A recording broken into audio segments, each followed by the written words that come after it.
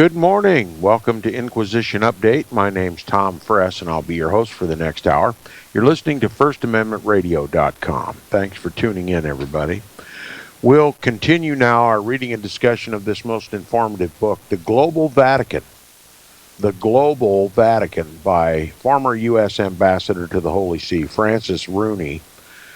We're taking an inside look at the Catholic Church, world politics, and the extraordinary relationship between the United States and the Holy See. This book is available from Rowman and Littlefield. I highly recommend it to get an inside look at how much influence the papacy has on foreign and domestic U.S. policy and also global law, global policy. It is, of course, according to this author, the global Vatican. You wonder who's at the head of the new global government? I think we have our answer. I think this book actually constitutes an admission that the papacy, once again, has become the King of Kings and Lord of Lords in the world. A one-world government, a one-world religious system, a one-world economic system, and a one-world social system, and it's all going to be headed by the papacy. Yesterday we concluded with the accounts of the closing days and years of Pope Pius IX's pontificate. The ultra-conservative, the ultramontane Pope, who at first seemed to be liberal and made a turn for the right, the religious right, or the conservative stand of the Roman Catholic Church. Remember, the Roman Catholic Church has two segments, the left and the right, the liberals and the conservatives, just like American politics, but they both serve the same agenda, just in a bit different fashion, and that is to make the Pope the head of the global government. And we're talking about the closing days where Pope Pius IX, because of the revolution in France, was losing his temporal power. They were confiscating the papal states from the Pope. He would cease to be a temporal king on the earth. He would have no physical domains over which to rule. And he would be relegated to just simply a spiritual entity in the world. Okay. Now, we'll conclude backing up one paragraph for continuity purposes. On the top of the page 63, if you're following along, it says, despite Pope Pius IX's excommunication of the king, that is, Victor Emmanuel considered himself a pious Catholic, and he was determined to be as respectful to the Pope as he could be under the circumstances. Remember, Victor Emmanuel was going to acknowledge the Pope as a spiritual head, but just not a temporal one. Okay? He did not boast about conquering Rome. Remember, Victor Emmanuel conquered the city of Rome, being distinct from Vatican City within Rome, and gave it a secular government. Took the government of Rome away from the papacy, just like the rest of the papal states. Okay, Victor Emmanuel II did not boast about conquering Rome, nor did he rush in to personally claim it. He waited almost a year, until July of 1871, to enter the city and declare Rome the capital of Italy. All right, so he's still tiptoeing around the Pope. Now, in the meantime, his government offered the Pope generous terms in the law of guarantees. Now, here we have a secular king having conquered Rome, liberated Rome from the papacy's control, liberated the papal states from papal control, and gave Italy, for the first time, a civil government, a constitution. Now, Victor Emmanuel is going to offer the papacy something in return for what he took, according to this author. It says, in the meantime, that is, Victor Emmanuel II's government offered the Pope generous terms in the Law of Guarantees. It was called the Law of Guarantees. The Law of Guarantees gave the Pope nearly all the privileges and immunities he had enjoyed as a temporal sovereign. He would no longer possess territory, but he would be granted exclusive use of the Vatican and would have his own post office and telegraph service. In addition, he would be paid a large sum of 3,500,000 lira to compensate for the confiscated territories. Perhaps most important, given the history of investiture, he would have total control over all ecclesiastical appointments. Okay, the king wasn't going to have anything to do with the investiture of bishops and cardinals. That was going to be left to the Pope. So the shadow government is going to be under the sole management of the papacy. They're going to be loyal to the papacy. Oh, and by the way, before I skip over this 3,500,000 lira payment that was made by Victor Emmanuel II for the so-called confiscation of the Papal States was, according to Avril Manhattan in his book, The Vatican Billions, parlayed into untold billions of dollars through insider trading, international insider trading. Look, there are dedicated Roman Catholic bankers and traders all over the world, and Rome invested that money with them, and they, under the casuistic tenet of the Jesuits that the end justifies the means. In other words, if the end that you have in sight, your goal is good, if your goal is good, if the end intention is good, then any means necessary to achieve that is also good. So in other words, if investing 3,500,000 lira in, well, junk bonds and whatnot, high interest bearing junk bonds was good for the Roman Catholic Church, then it was good. If insider trading on the stock exchange was good for the Roman Catholic Church, then it was good. And Avril Manhattan leaves no room for doubt that champion crooked investors were given that money, and it has bloomed to an incalculable wealth through insider trading. You know, we little people here on the other end of the stick, the brown end, when it comes to insider trading, we're offered names like Martha Stewart. What a criminal she was. Insider trading. But the insider trader of all world history is the papacy. And they get by with it. No one would dare report of insider trading. Oh, they talk about Vatican bank scandals, but they never give you a lot of detail. And those who fight for Rome use the same strategy, like Hillary Clinton. Remember Cattlegate, where she took a couple of $100,000 invested in cattle futures and turned it into millions and millions and millions of dollars?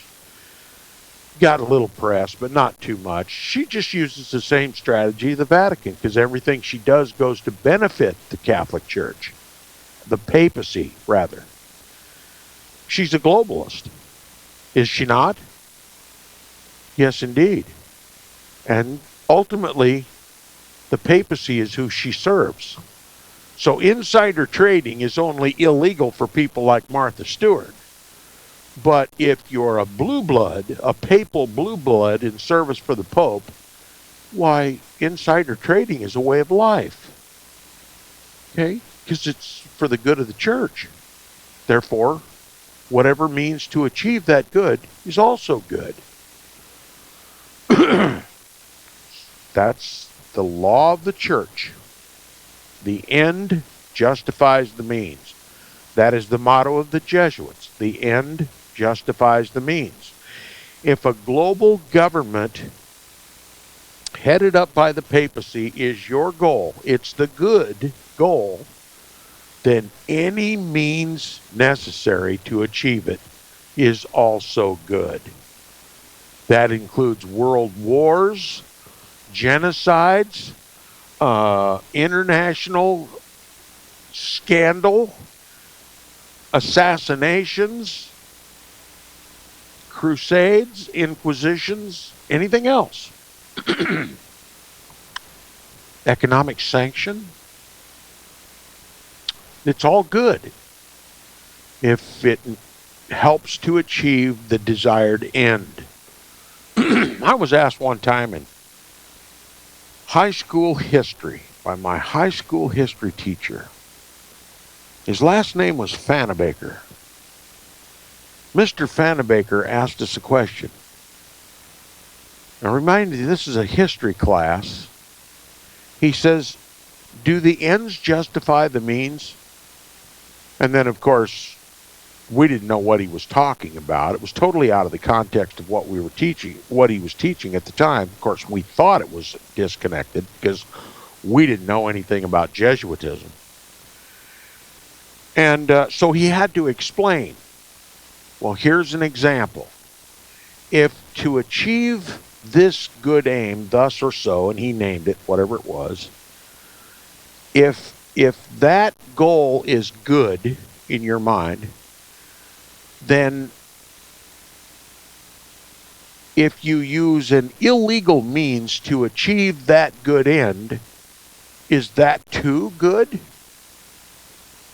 And of course, about 75% of the people in the room raised their right hand. Yeah, that's good. Most were undecided. And they said, does anybody think that's bad? And I raised my hand. I was the only one.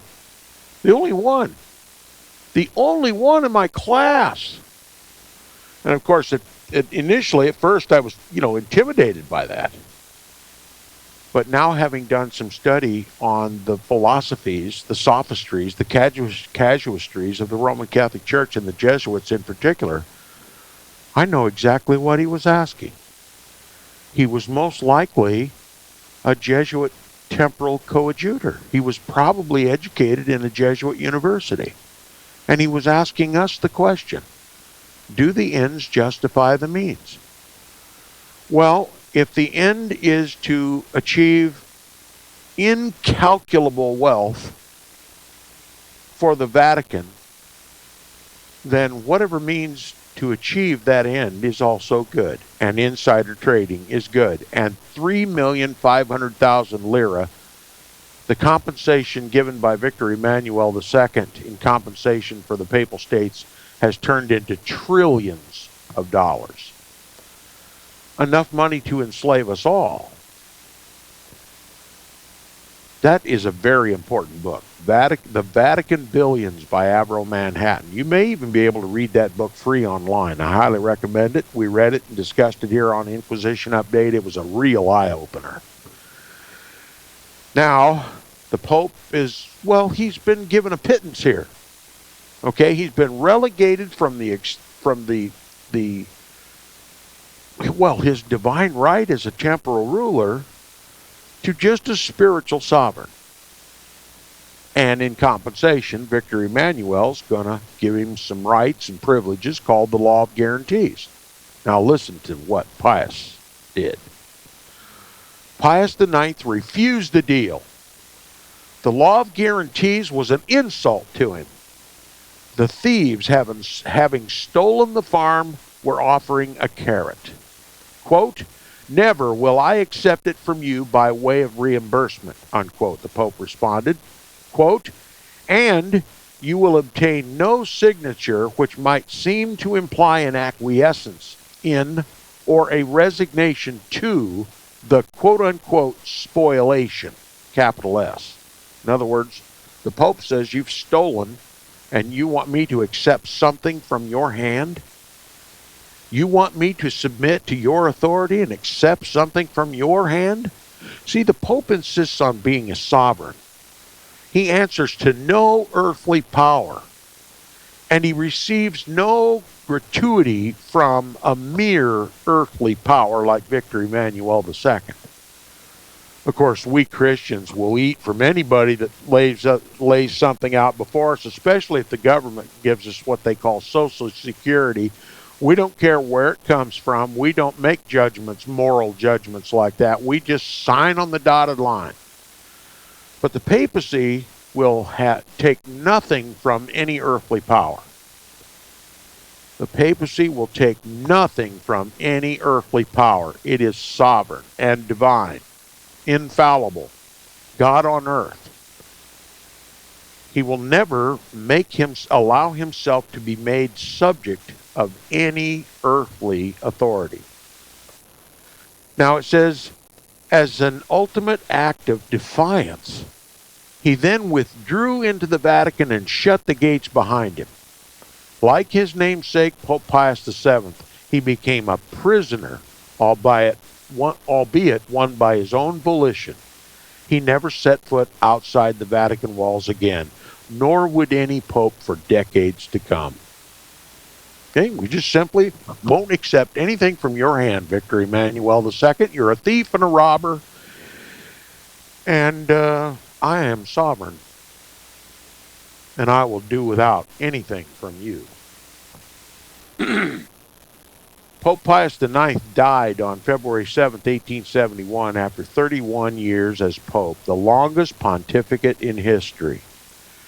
He was a man beloved by some and reviled by many. For 3 days after his death, crowds of grieving Romans filed past his dead body in the chapel of the Blessed Sacrament in St. Peter's. When his body was moved for final burial 3 years later, a mob of Romans, perhaps some of the same Romans who had paid their respects at his death, flung mud at his casket and attempted to throw his remains in the Tiber. They loved him as a father, but hated him as a tyrant. And that's the problem with the Romans. They love him as a father. Antichrist. They love him as a father. Even now, Pope Pius IX remains a complicated case. He refused to give an inch. Pio no, they called him. Yet the same clarity and sense of purpose that frustrated his contemporaries preserved the independence and the efficacy of the Church. In time, just as some predicted, the Church would become stronger when freed from its earthly bonds. But this was only made possible by Pius's insistence that the Church be its own master and the Holy See its own sovereign. Quote, he had the grittiness and determination to say, quote, I may have lost my land, but now the papacy will become the foremost moral and spiritual authority in the world, unquote, is how Cardinal Timothy Dolan of New York described Pope Pius IX to me. Quote, it's almost like Pio no is saying, you may be taking my property away, and I resent that. But now you have a spiritual leader that you will have to contend with, unquote. He might have been the first to realize the clout of what is now called soft power, unquote. So that's what Timothy Dolan thinks of Pope Pius IX. Of course, my Roman Catholic critic says that, well, they don't give much authority to, we don't consider Pope Pius IX to be much today. Well, Timothy Dolan does. Timothy Dolan says that the papacy will become the foremost moral and spiritual authority in the world because of the stand taken by Pope Pius IX.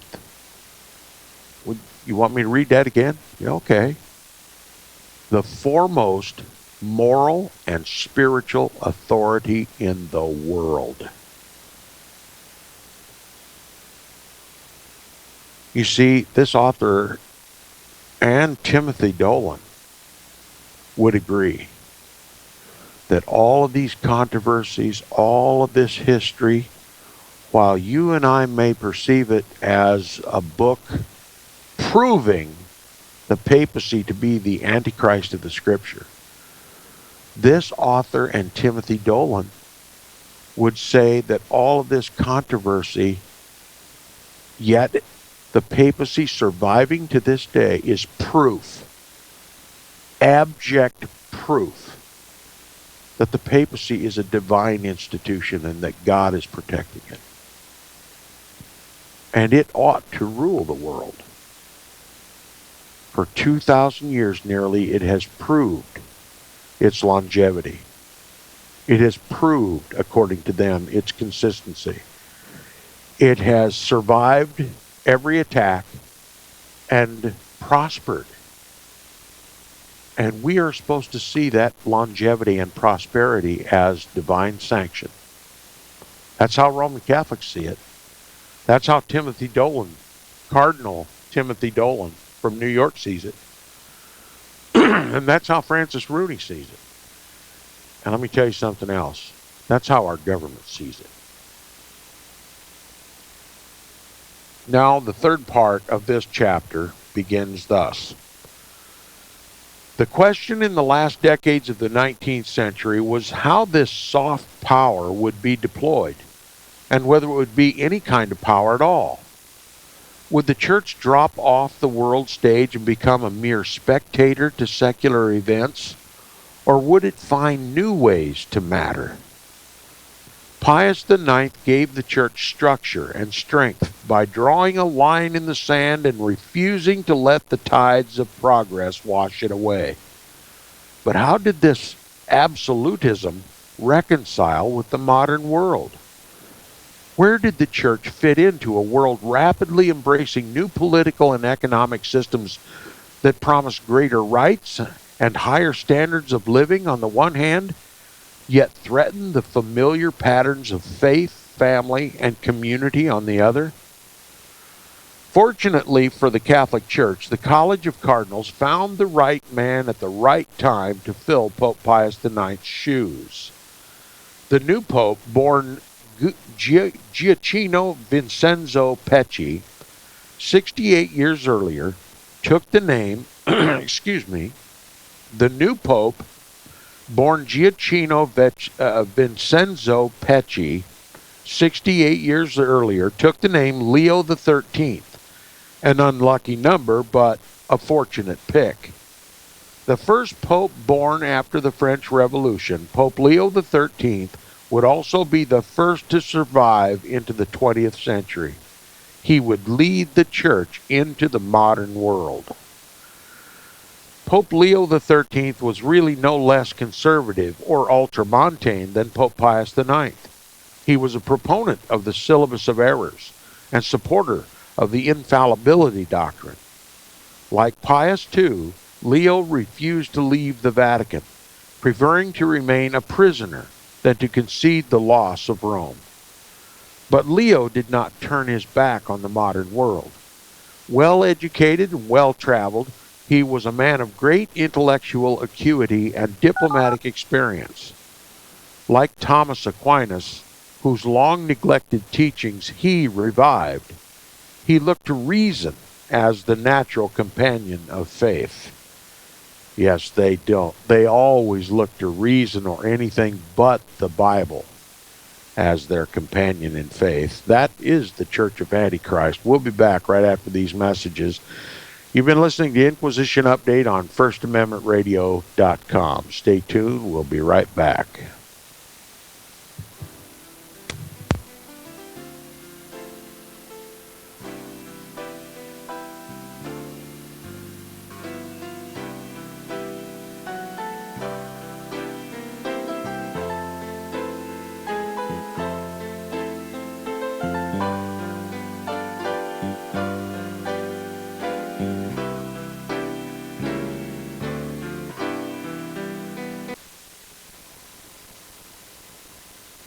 I pledge allegiance to the King of Kings, and to his kingdom come, on earth as it is in heaven. One holy nation, under our Heavenly Father, grace, mercy, justice for all.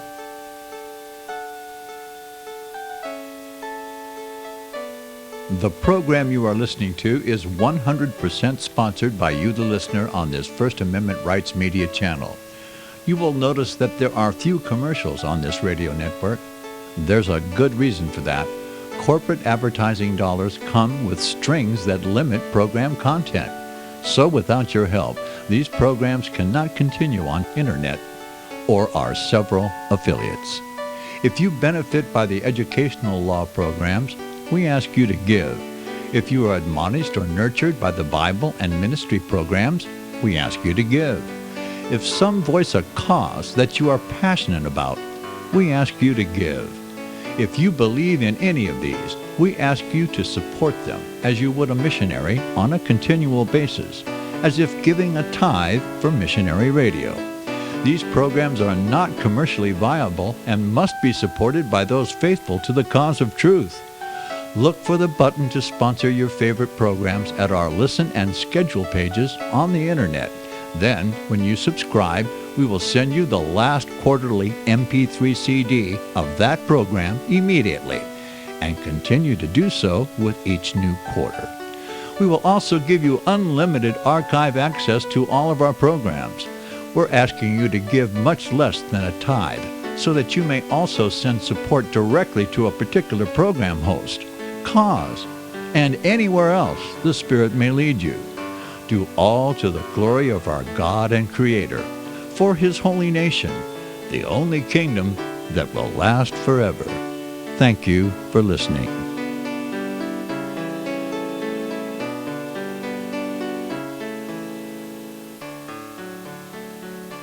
Your area has just unexpectedly flooded. The power's out, so is the water, and you are thirsty. But wait, outside, look, there's lots of water. And then you see it. Oh my gosh! What is that floating in the water? And what is that odor? No problem. You thought ahead and own a Berkey water purification system. Berkey has revolutionized the way water is purified simply and naturally. Requiring no power, electricity, or water pressure, the powerful black Berkey elements extract pathogenic bacteria, cysts, parasites, chemicals, heavy metals, and other nasties that might be found in floodwater. Berkey systems can purify treated water during normal times, and during unexpected emergencies, they can get rid of the unhealthy stuff in raw, untreated water. For more information on the powerful Berkey line of products, call First Amendment Radio at 559-781-3773 or order on the web at FirstAmendmentRadio.com.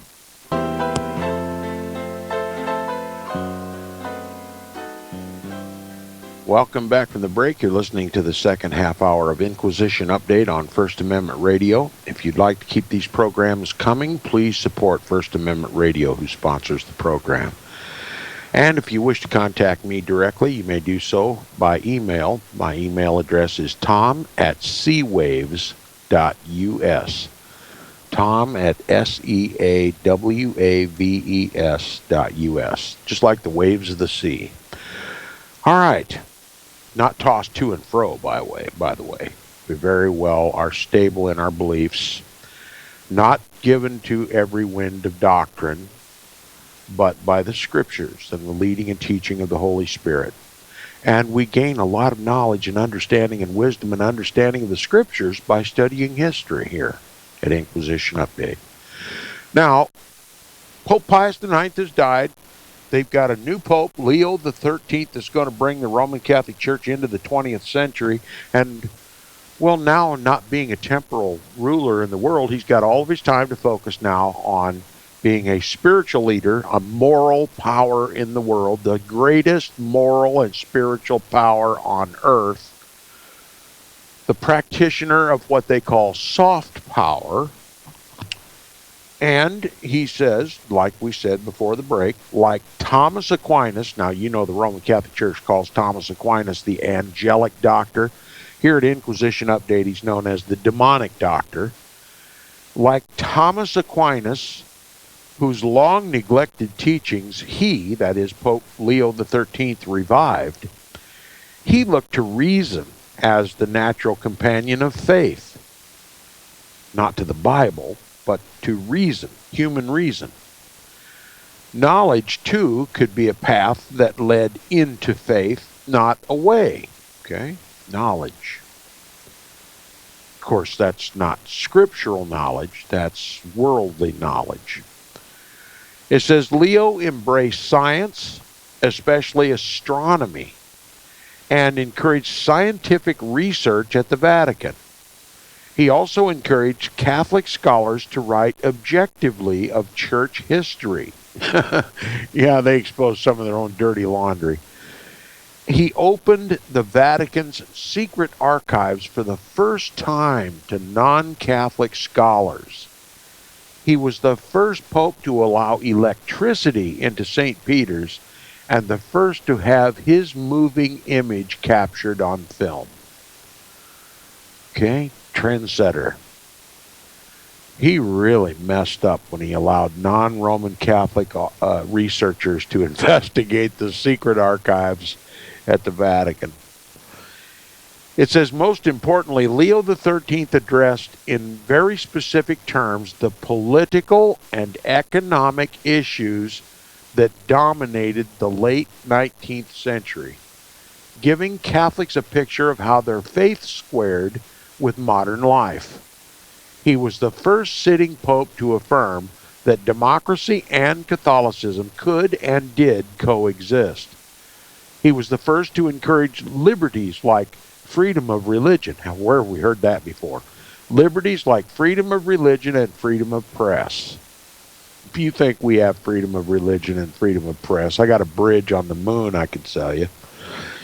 He was the first to address the conditions of modern workers in industrial societies. Here's this soft power we're talking about. He's meddling in workers' lives, just like all the popes have done ever since his papacy, condemning socialism, but insisting that capitalism meet moral standards.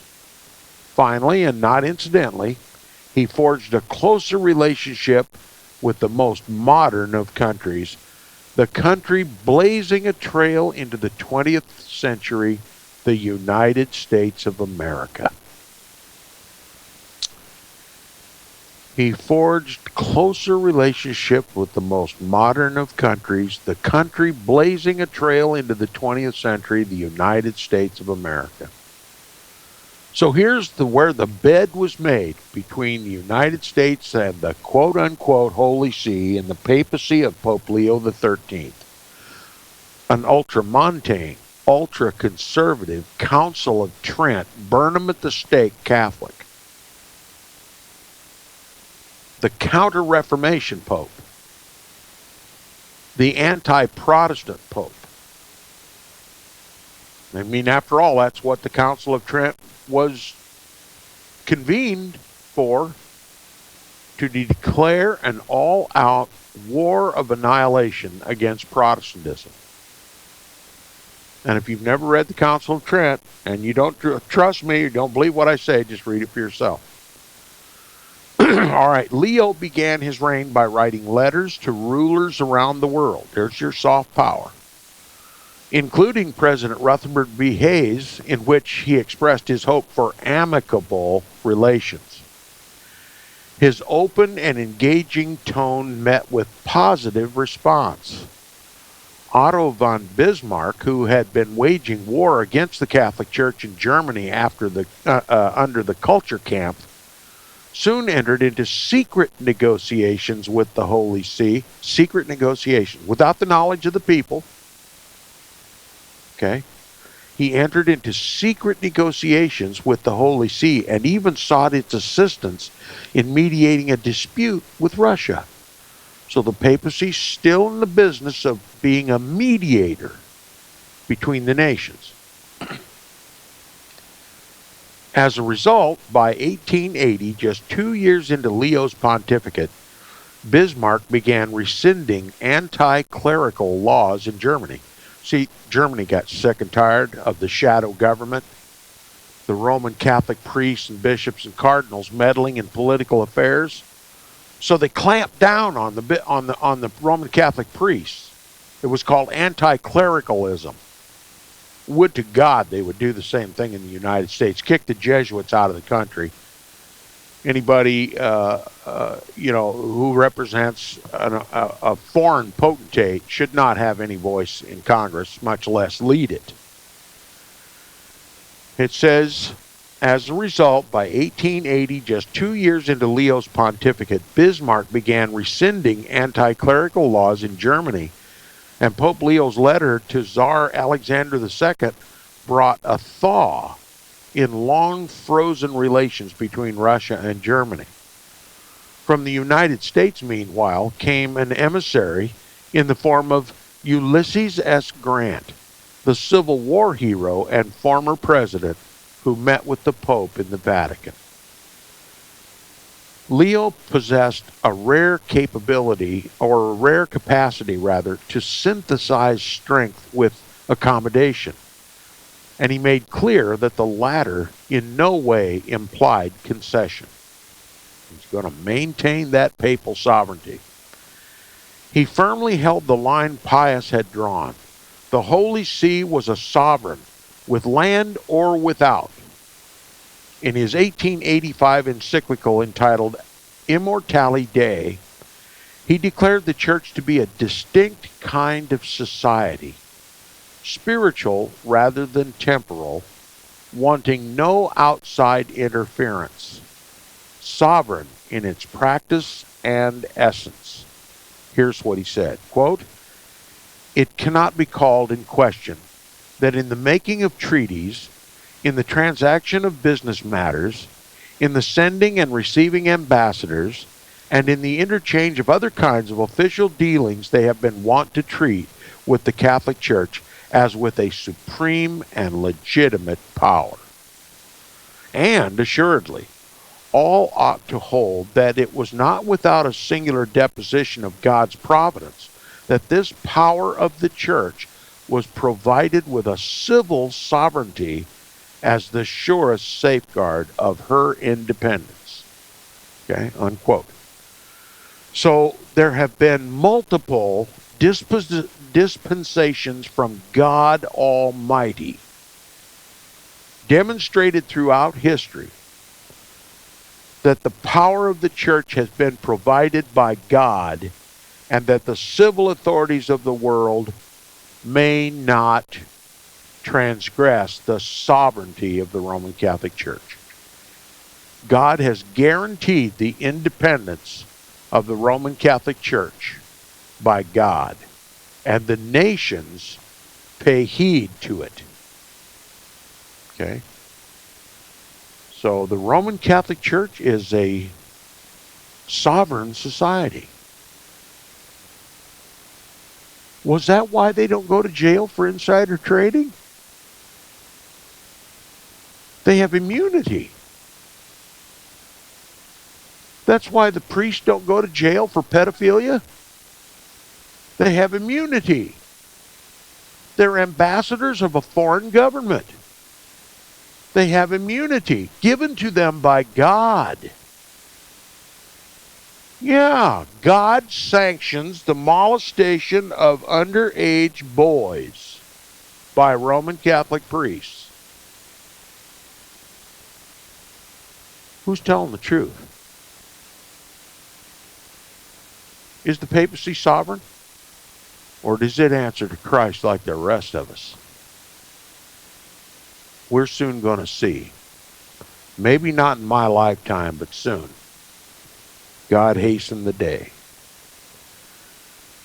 He says, the question of whether the Holy See is a sovereign entity is still raised today and often distorted by the plot of real estate, the 109 acres of Vatican City State that was added back to its domain by the 1929 Lateran Treaty. In accordance with the recognition theory of international law, the sovereignty of the Holy See derives from its role in the world, perceived and acknowledged as influential and important in dealing with the affairs of states and international political issues. Did that register?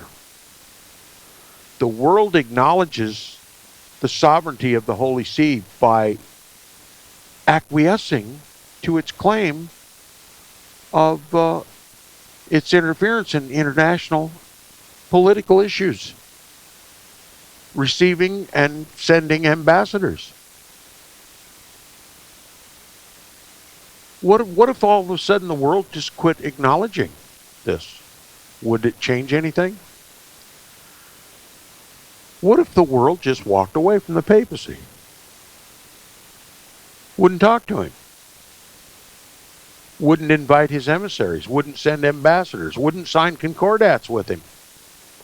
Wouldn't let him negotiate in national and international and global affairs. What if the whole world just didn't one day acknowledge the papacy as the Antichrist and just leave him up to God to take care of? The tempter has a human form. And I'm speaking to Bible-believing Christians. You know who the tempter is in the Bible. The tempter. That's Satan himself.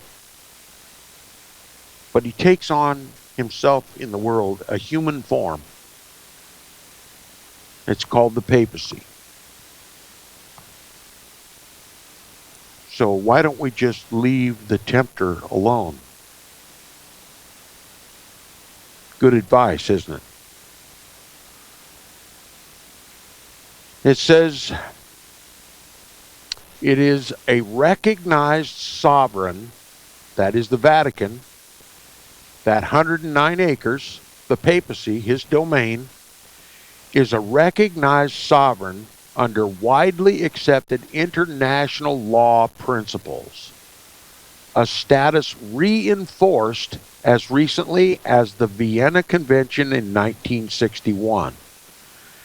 Even Vatican detractors like author Jeffrey Robertson have admitted of the Holy See that, quote, the fact remains that most states recognize it as a sovereign, and state practice, however politically skewed, is a powerful formative influence on international law, unquote. A powerful formative creative influence on international law. The papacy sets international law.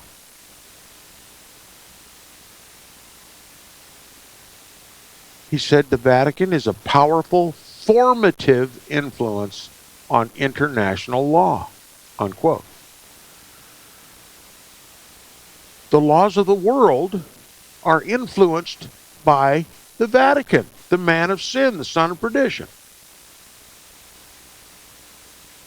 Now look, we're all bound by international law. When our government assigns an international law treaty, we are all made subject to it. We have to kowtow to it.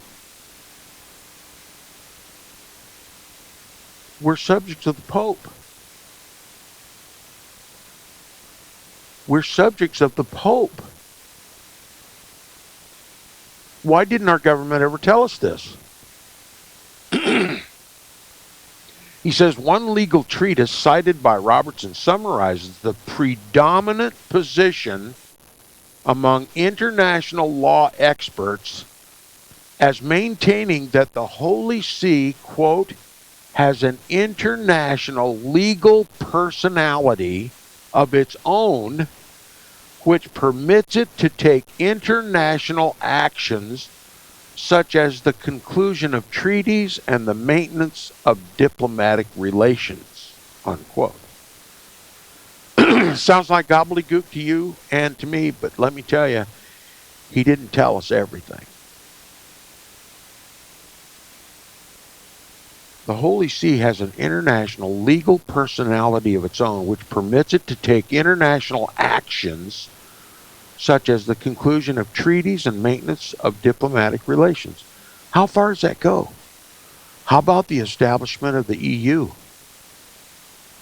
How about the establishment of the, 10 kingdoms established by the Club of Rome?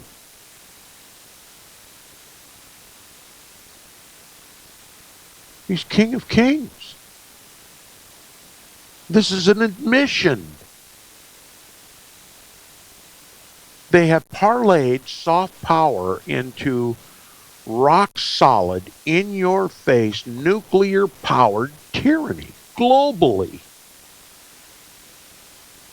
And while the whole world thought the papacy was dead and that the Pope was no longer a temporal ruler, he's making the laws for the whole world. It's an admission by a U.S. ambassador to the Holy See.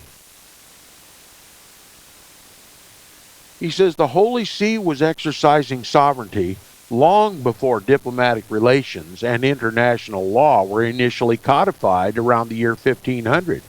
In fact, modern ideas of sovereignty and diplomacy, even from the Holy See's relations with Europe since the 15th century. Even after the fall of Rome in 1870, when the Holy See had no temporal power whatsoever, civil states continued to make binding agreements to accept diplomatic envoys and to generally treat and respect the Church as a sovereign power. In his 1996 treatise on the international legal treatment of microstates, Jory C. Duursma succinctly summarized the concept as it applies to the Holy See. Quote, "The distinct legal personality of the Holy See was a point of debate, especially during the Italian occupation between 1870 and 1929. Some international lawyers argued that the Holy See had continued to exist as a subject of international law because it had not ceased to conclude concordats, receive and send diplomatic representations, and settle certain disputes by arbitration. Others contended that the international legal status of the Holy See had only been established and recognized by the Lateran Agreements in 1929. However, according to the Lateran Treaty, Italy has recognized the sovereignty of the Holy See in the international law field as an inherent attribute of its nature. Inherent attribute of its nature. That's just another way of saying God established the papacy. That's why all these things are inherent attributes of the nature of the Holy See. Because continuing, he says, the most widely accepted view, therefore, is that the Holy See is an international legal person independent of any exercise of temporal sovereignty over a certain territory. So whether he's a temporal ruler or not, he still remains, the Holy See still remains an international legal person. Okay? And it says, although the Holy See remains sovereign after the loss of its temporal domains, its relationship to the rest of the world shifted considerably. As some Catholics and non-Catholics alike predicted, the Pope gained in moral authority what he lost in terrestrial property. As noted earlier, Otto von Bismarck was among those who now saw the Pope in a new impartial role as an international arbiter. He asked Pope Leo to negotiate an agreement between his country and Spain regarding the ownership of the Caroline Islands in the Western Pacific. The Pope decided for Spain, obviously. Pope Leo XIII's name was later raised as a possible arbiter in other international matters, such as a dispute between Austria and Russia involving the Balkans, and one between the United States and Canada over jurisdiction of the Bering Sea. Non-Western nations, too, viewed the Pope in a new light. From Constantinople, Sultan Abdul Hamid II sent an envoy to Rome. Remember, these are Muslims. Sent an envoy to Rome to meet Pope Leo XIII in 1888. A representative of the Chinese government had already approached the Pope with a proposal to exchange diplomatic envoys between the Holy See and the quote-unquote celestial empire, meaning China. Quote, as the Pope has no troops and no territory, but is merely a kind of Dalai Lama, unquote, said the Empress Dowager, quote, there's no danger to China from opening direct relationships with him, unquote. You see what giving up those papal states did for the Pope? Why, it made him appear to be completely neutral. And then they willingly, without prompting, elevated the Pope to global arbiter. Man, what a deal for the Vatican. It kind of makes you wonder if the whole deal wasn't orchestrated by the Jesuits. All we got to do is give up the papal states and we can push the Vatican to a global player again. He says the Sino-Vatican exchange never occurred, however. The government of France, that's a Roman Catholic country, the government of France concerned that direct papal relations with Peking would disturb its own privileged position at the imperial court in China, and they scuttled the deal. Nonetheless, the Empress Dowager's comments suggest how the Church's loss of temporal power opened up new possibilities for the Roman Catholic Church as a diplomatic force. Remember, this author is suggesting that all these eventualities just simply prove that God is protecting the Roman Catholic Church. That it is the Church of Jesus Christ outside of which there is no salvation. And the papacy, whether he's a temporal king or not, is the greatest moral authority on the planet, and therefore his divine right must be implemented by every nation voluntarily. You know, Pope doesn't even need an army to conquer the world when all the governments of the world are fighting for him. And nowhere is that more true than right here in the United States of America. He says its meddling in China, in the China exchange, was just one way in which the nation of France proved to be a challenge for Leo's statescraft, one he met smartly and judiciously. The nation was undergoing another wave of anti-clericalism at the same time that a reactionary and mostly Catholic pro-monarchy movement attacked the government from the right. Determined to make peace, Leo encouraged the monarchists to accept the Republican constitutional government they despised. This represented a big step into the political future by the traditionally monarchist Roman Catholic Church. I mean, here you have an ultramontane Pope, Leo XIII, recommending that they obey their Republican Constitution. Rome's putting on a new face. He voted against the monarchists. Twist of all twists. Anyway, we'll continue next week on Inquisition Updates. Stay tuned for more godly programming on First Amendment Radio.